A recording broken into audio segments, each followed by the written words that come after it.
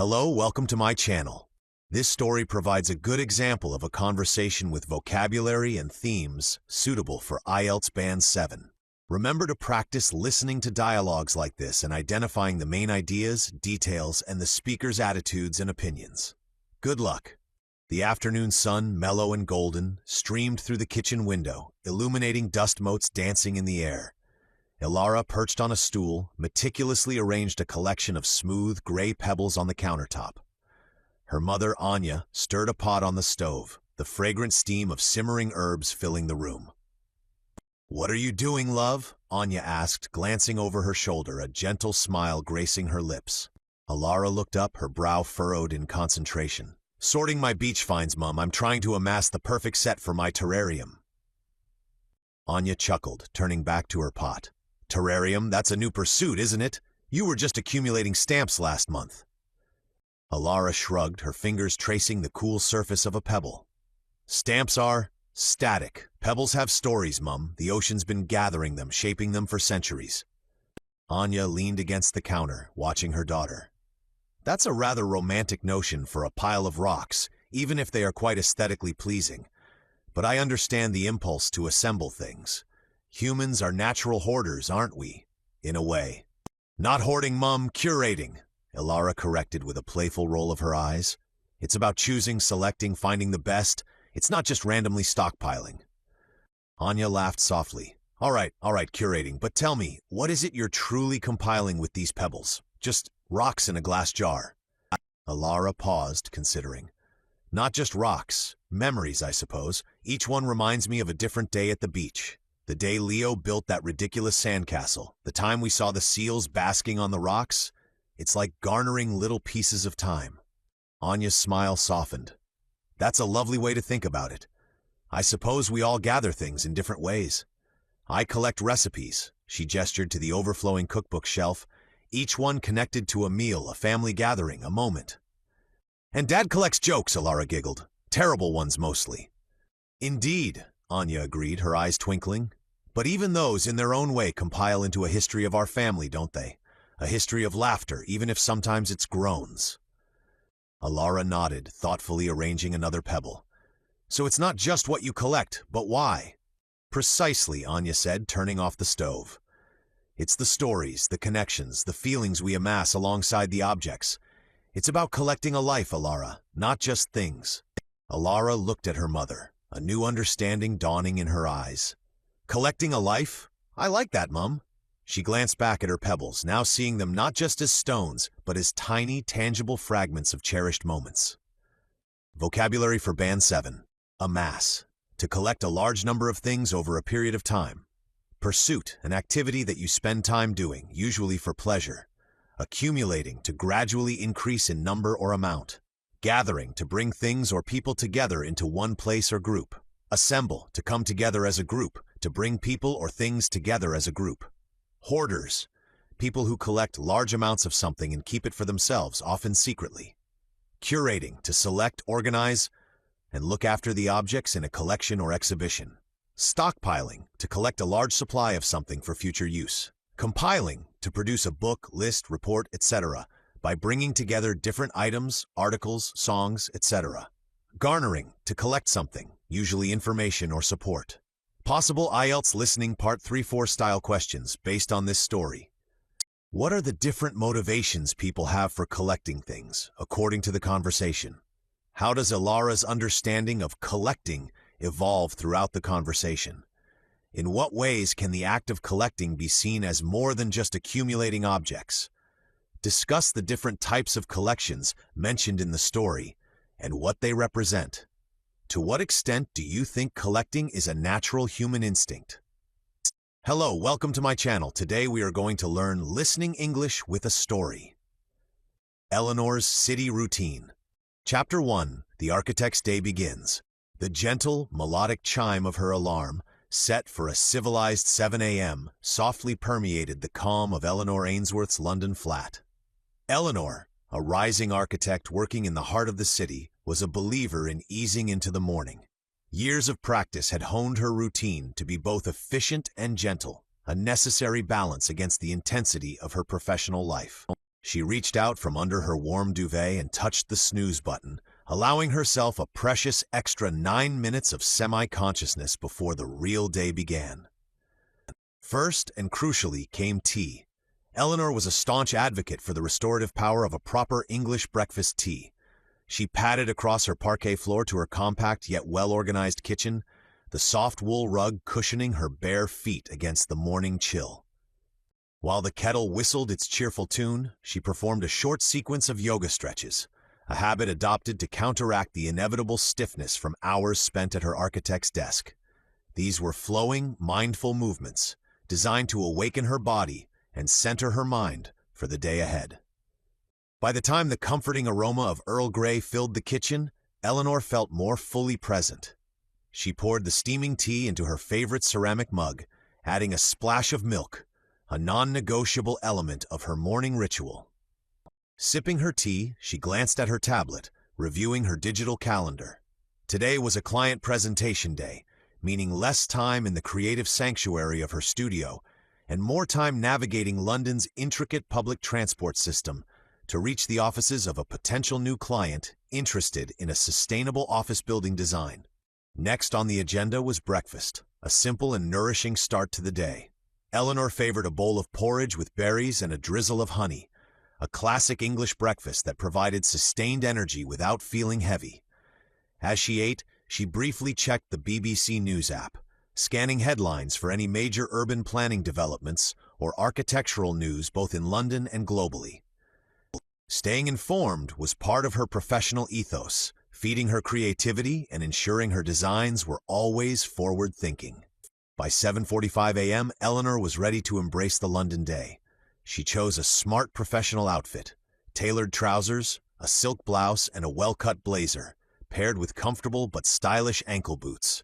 As an architect, she needed to project confidence and competence, while also being prepared for site visits and meetings across the city.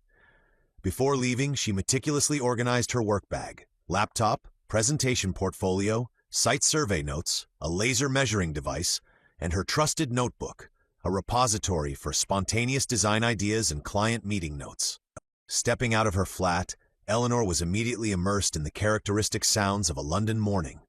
The rumble of buses, the distant sirens, the chatter of pedestrians, and the general hum of a city coming alive.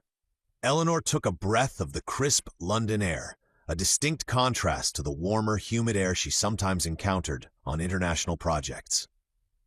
She pulled out her Oyster card, ready to navigate the underground.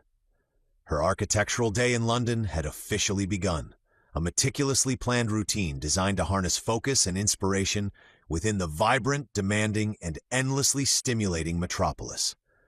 Chapter 2. Navigating the City and Client Expectations. Eleanor descended into the cool depths of the London Underground, the familiar scent of damp earth and metallic ozone filling her nostrils. The morning rush hour was in full swing, and the platform was a throng of commuters, a diverse tapestry of London life all heading towards the city center. Eleanor navigated the crowds with practiced ease, her Oyster card ready in hand, her mind already shifting to the day's primary focus, the client presentation. The journey on the tube was a study in urban efficiency. Despite the packed carriage, a quiet, almost unspoken understanding prevailed.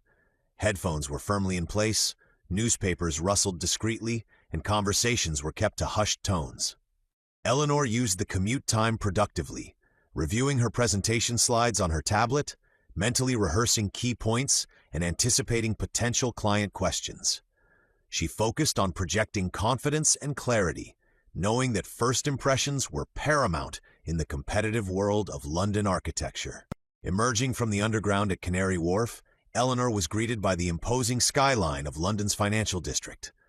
Towering glass and steel structures pierced the sky, a testament to modern architectural ambition. The client's offices were located in one of these gleaming skyscrapers, a prestigious address that spoke volumes about their corporate identity and expectations. Upon arrival at the client's reception, Eleanor was greeted by a sleek, minimalist space, all polished surfaces and muted tones. She checked in with the receptionist, a composed woman with an air of quiet efficiency, and was directed to a meeting room on the 30th floor. The panoramic views from the room were breathtaking, stretching across the Thames and encompassing iconic London landmarks. Eleanor allowed herself a brief moment to appreciate the vista before refocusing on the task at hand. The client team, a group of 5 senior executives, entered the room precisely on time. The lead executive, Mr. Harrison, a man with a sharp gaze and an air of seasoned authority, greeted Eleanor with a formal handshake.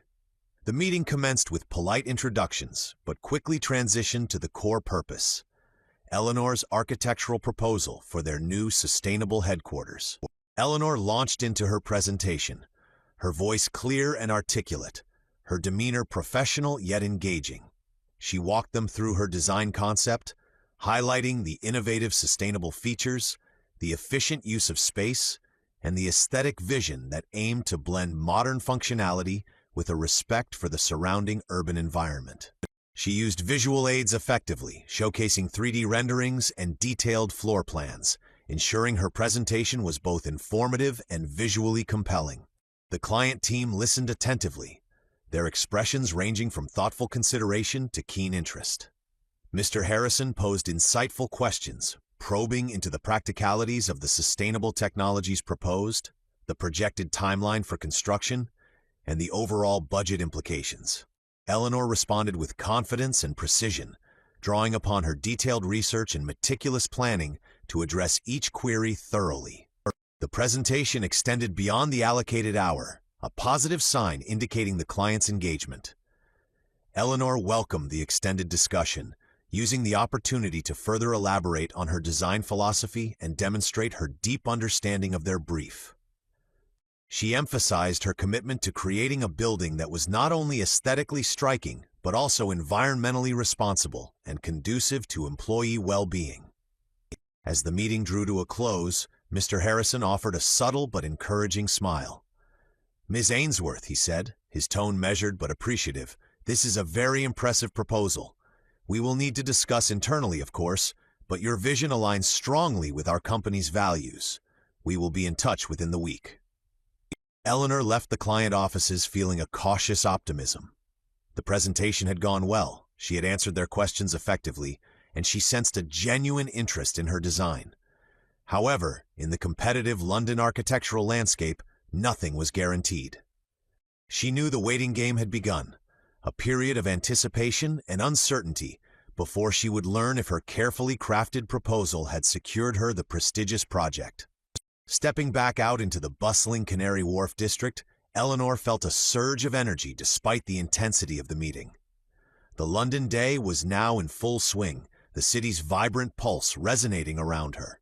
She hailed a taxi, deciding to return to her studio, ready to immerse herself back into the creative process, while the subtle hum of client expectations lingered in the back of her mind.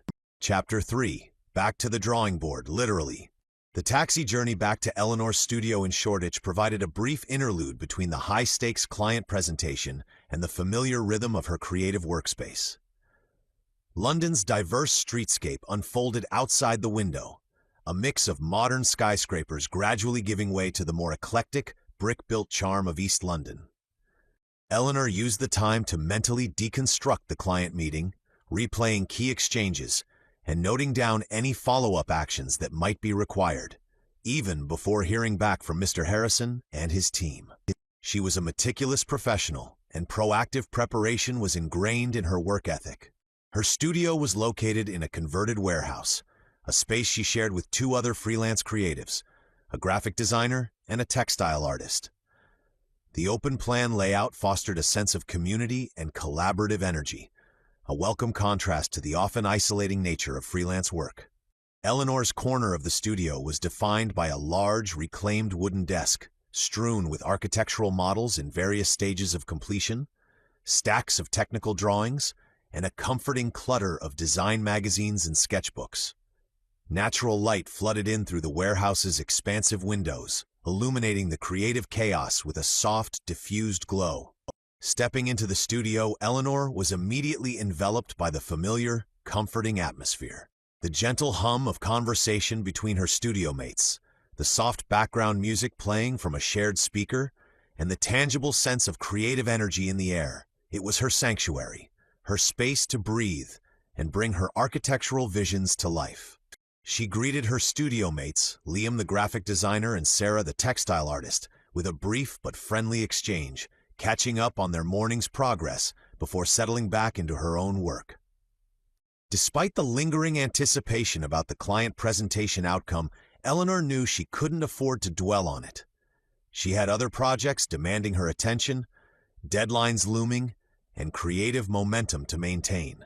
She decided to shift her focus to a smaller but equally engaging project, the design of a community garden pavilion for a local neighborhood association.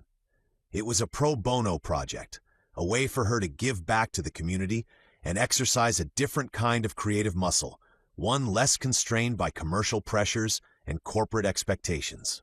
Eleanor spread out the site plans for the community garden on her desk, her mind already buzzing with ideas. She envisioned a pavilion that was both functional and aesthetically pleasing, a welcoming space for community gatherings, workshops, and quiet contemplation within the urban green space. She started sketching in her notebook, letting her ideas flow freely, exploring different forms, materials, and spatial configurations. She considered using reclaimed timber and incorporating green roof elements, aligning with the sustainable principles that underpinned all her designs. As she sketched, Liam, her graphic designer studio mate, approached her desk, a slightly furrowed brow on his face. "Elle," he began, using his usual abbreviation of her name, "are you having trouble with the printer again? It's jammed, and I can't seem to clear it." Eleanor sighed inwardly. The temperamental shared printer was a recurring source of minor studio disruptions. "Let me take a look," she said, pushing back her chair and abandoning her sketches for a moment. Collaborative problem-solving was also part of the studio dynamic. Together, they wrestled with the recalcitrant printer, eventually diagnosing a paper jam deep within its mechanisms. It took a few minutes of careful maneuvering and shared frustration, but they finally managed to clear the jam and coax the printer back to life. It was a small, slightly irritating interruption, but also a welcome break from the intense concentration of architectural design. Returning to her desk, Eleanor felt a renewed sense of focus. The brief printer-related detour had cleared her head, allowing her to approach her pavilion design with fresh eyes. She picked up her pen again, the blank page now feeling less daunting, more like a canvas waiting to be filled with architectural possibilities. The London day outside continued its busy rhythm, but within her studio corner, Eleanor was immersed in her own creative world, sketching, designing, and building architectural visions, one line at a time, regardless of client outcomes or printer malfunctions. Chapter 4: Lunch Break and Design Breakthroughs. The morning in the studio unfolded with a productive hum. Liam, the graphic designer, was engrossed in creating a vibrant branding package for a new vegan cafe, his desk a colorful explosion of mood boards and digital mock-ups.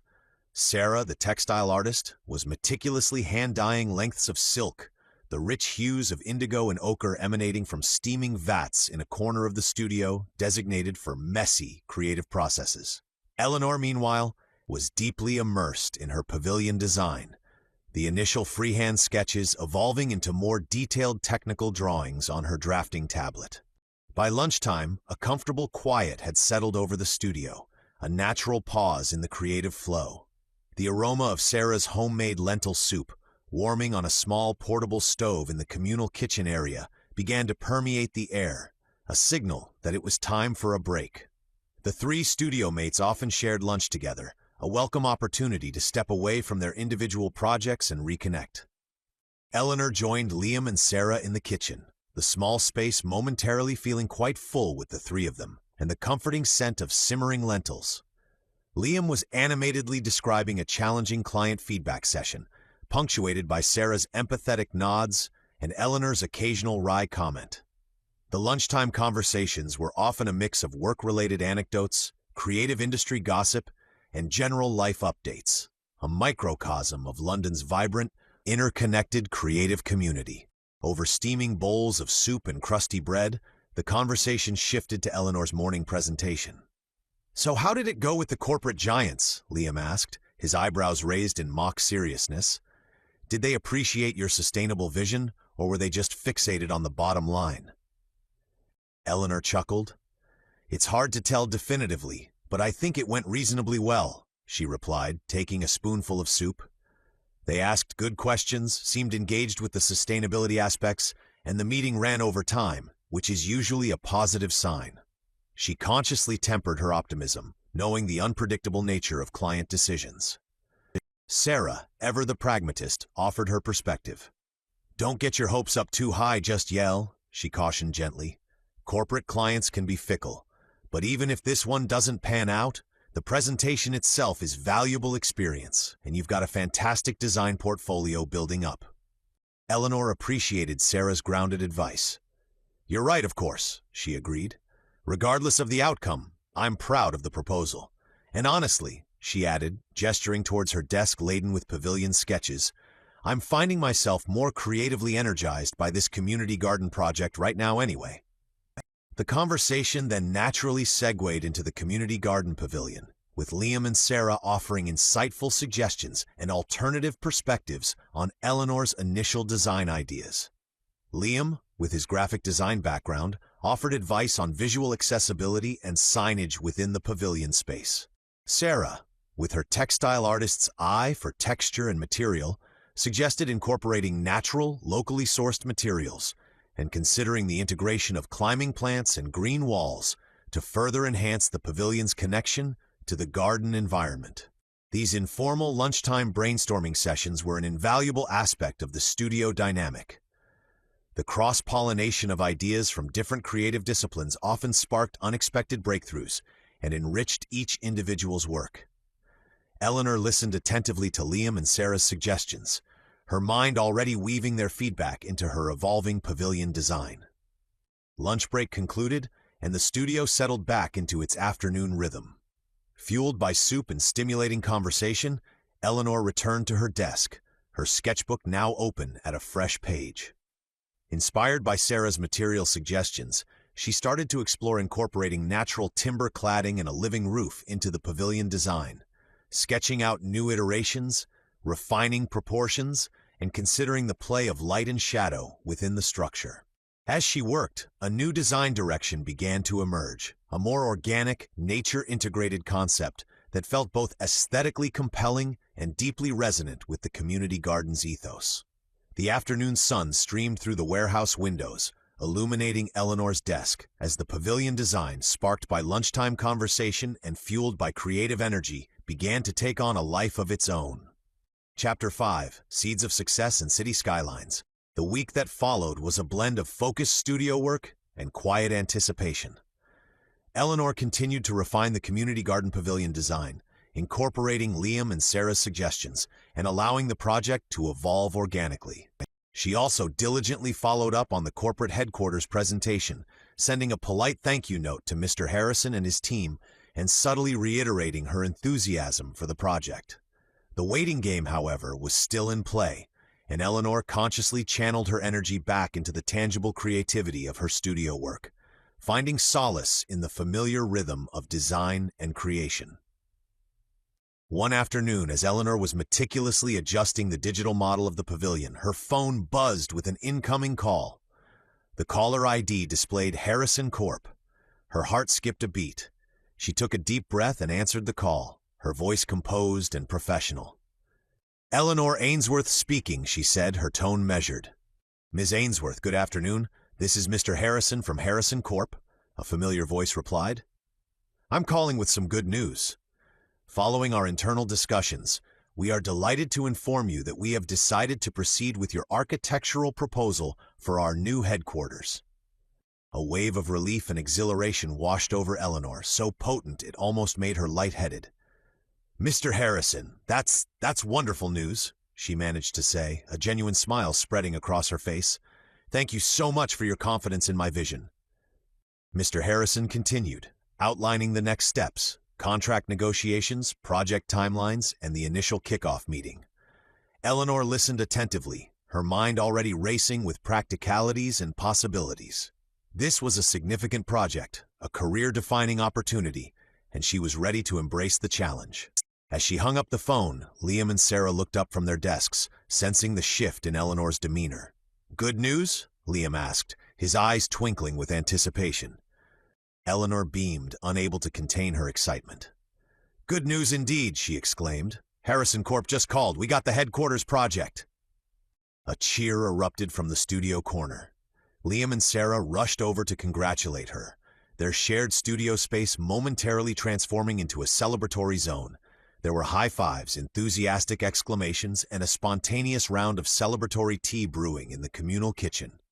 Amidst the studio jubilation, Eleanor received another email notification. This time, it was from the Neighborhood Association regarding the Community Garden Pavilion. They had reviewed her revised design proposal, incorporating the natural materials and green roof elements, and were not only delighted, but eager to move forward with the project. Funding had been secured, and they were ready to schedule a community consultation meeting to finalize the details and set a construction timeline. Eleanor stared at the email, a profound sense of satisfaction settling within her. In the space of an hour, she had received confirmation of both a major professional triumph and a deeply meaningful community project moving forward. It felt like a validation of her hard work, her creative vision, and her commitment to both large-scale architectural ambition and grassroots community engagement. Later that evening, as the London skyline twinkled outside her studio window, Eleanor stayed behind after Liam and Sarah had left, wanting to savor a quiet moment of reflection amidst the day's exhilarating news. She looked around her studio corner, at the architectural models, the sketches, the tangible evidence of her creative journey. She had come to London with ambition and a portfolio, and through dedication, collaboration, and a passion for her craft, she was building a thriving career, one design at a time. She opened her sketchbook, the page falling open to her latest pavilion sketches. She picked up her pen, not to sketch new ideas, but to simply appreciate the lines and forms that had emerged from her creative process. The Community Garden Pavilion, a small-scale project in the grand scheme of London architecture, felt just as significant as the towering corporate headquarters. Both projects represented different facets of her architectural ethos: sustainability, community, and the power of design to shape spaces and lives in meaningful ways. As the city lights twinkled outside, Eleanor smiled, a quiet, confident smile that reflected not just professional success, but a deeper sense of purpose and fulfillment. Her London architectural journey was well underway, a journey paved with hard work, creative passion, and the quiet satisfaction of seeing her visions take shape against the backdrop of the vibrant, ever-evolving city skyline. Hope you enjoyed the story. Please like and subscribe to my channel for more stories like this. Thank you. Hello, welcome to my channel. Today we are going to learn listening English with a story. Emily's IELTS journey, a story of determination. Emily knew that the IELTS test was the key to unlocking her dreams. For years, she had envisioned studying abroad, pursuing a master's degree in environmental science in a prestigious university in Australia. The lush landscapes, the innovative research in sustainability, and the vibrant multicultural environment of Australian universities had always captivated her. But the path to get there was paved with the formidable challenge of the International English Language Testing System, or IELTS. It wasn't just about wanting to study abroad. It was about proving to herself that she could achieve something significant, something that required dedication, perseverance, and a whole lot of hard work. Emily had always been a diligent student, but IELTS felt different. It wasn't just about memorizing facts or acing exams in subjects she was already comfortable with. IELTS was about mastering a language, about demonstrating proficiency in listening, reading, writing, and speaking, all in English, a language she admired but sometimes felt intimidated by. Her initial foray into IELTS preparation was, to put it mildly, overwhelming. She downloaded practice tests online, listened to sample speaking tests, and attempted to decipher the complex scoring criteria. The listening tests seemed to fly by at lightning speed. The reading passages were dense with unfamiliar vocabulary, the writing tasks felt dauntingly formal, and the thought of speaking fluently and confidently in an interview setting made her palms sweat. After taking her first mock test, the results were sobering. She was far from her target band 7.0. Her listening and reading were hovering around band 5.5. Her writing was even lower at band 5.0, and speaking, while slightly better, was still only at band 6.0. The overall band score was a disappointing 5.5. Discouragement threatened to creep in, whispering doubts in her ear. Maybe this is too difficult. Maybe my English isn't good enough. Maybe I should just give up on this dream. But Emily was not one to succumb to negativity easily. She took a deep breath, reminded herself of her Australian dream, and decided to approach the challenge systematically. She spent hours researching IELTS preparation strategies online, reading blogs from successful test takers, and watching YouTube videos from IELTS experts. She learned about the different question types, the scoring system, and the key skills needed for each section. Her first step was to identify her weaknesses. It was clear that writing was her biggest hurdle. She struggled with essay structure, grammatical accuracy, and generating ideas quickly under timed conditions. Listening was also challenging, particularly understanding fast-paced native speakers and deciphering different accents. Reading comprehension was manageable, but she needed to improve her speed and vocabulary. Speaking, while her strongest area, still needed refinement in fluency, pronunciation, and vocabulary range. Emily created a detailed study plan. She decided to dedicate at least 3 hours every day to IELTS preparation, fitting it in around her part-time job at a local bookstore. She divided her study time into sections, focusing on one skill each day, but ensuring she practiced all 4 skills every week. For listening, she immersed herself in English audio. She started listening to podcasts on topics that interested her: science, nature, and current affairs. She watched English movies and TV shows, initially with subtitles, and gradually weaned herself off them, forcing her ears to work harder. She also utilized IELTS listening practice materials, focusing on understanding different accents and question types, and practicing note-taking strategies. She made mistakes, often missing key information or getting distracted, but she persevered, knowing that every listening session was making her ears more attuned to the nuances of the English language. Reading practice involved tackling a wide range of English texts, academic articles, news websites, novels, and IELTS reading practice passages. She focused on improving her reading speed, skimming and scanning techniques, and vocabulary acquisition. Whenever she encountered unfamiliar words, she diligently looked them up, wrote them down in a vocabulary notebook, and made a conscious effort to use them in her speaking and writing. She practiced different reading question types, learning to identify keywords, understand paraphrasing, and manage her time effectively under exam conditions. Writing was her biggest challenge, and she knew she needed structured guidance. She enrolled in an online IELTS writing course, which provided her with detailed feedback on her essays and helped her understand the intricacies of task achievement, coherence and cohesion, lexical resource, and grammatical range and accuracy, the 4 key criteria for IELTS writing assessment. She practiced writing essays and reports regularly, focusing on improving her essay structure, developing her ideas logically, and refining her grammar and vocabulary. She diligently reviewed the feedback from her online tutor, identifying her common errors and working systematically to correct them. Speaking practice was initially daunting, but Emily knew it was crucial. She found a language exchange partner online, a native English speaker from Australia who was also learning Vietnamese. They met online twice a week, practicing IELTS speaking questions, providing each other with feedback, and simply conversing in English and Vietnamese. She also recorded herself speaking, listening back to identify areas for improvement in pronunciation, fluency, and grammar. She practiced speaking in front of a mirror, focusing on her body language, eye contact, and overall presentation. The IELTS journey was not without its setbacks. There were days when Emily felt overwhelmed, exhausted, and frustrated by her slow progress. Sometimes, her mock test scores would plateau or even dip slightly, despite her consistent effort. There were moments when she doubted herself, when the dream of studying in Australia seemed distant and unattainable.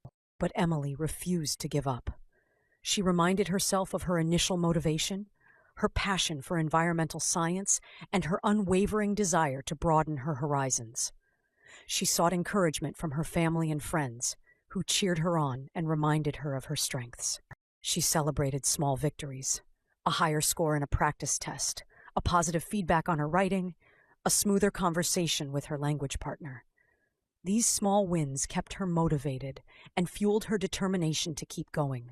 Slowly but surely, Emily started to see progress. Her listening comprehension improved. She could read faster and understand more complex texts. Her writing became more structured and grammatically accurate, and her speaking fluency and confidence grew noticeably. Her mock test scores gradually climbed, inching closer and closer to her target band 7.0. Finally, after months of intense preparation, Emily felt ready to take the official IELTS test. She booked her test date, a mix of nervousness and excitement bubbling within her. On the test day, she walked into the exam center with a deep breath and a determined mindset. She focused on each section, applying all the strategies and techniques she had learned, managing her time effectively, and staying calm and focused despite the pressure. Weeks later, the results arrived online. With trembling fingers, Emily logged in and saw her scores. Listening, band 7.5, reading, band 7.0, writing, band 6.5, speaking, band 7.0, overall band score, 7.0. Tears welled up in her eyes, tears of relief, joy, and overwhelming accomplishment. She had done it. She had achieved her target score. All the hard work, the late nights, the frustrations, the self-doubt, it had all been worth it.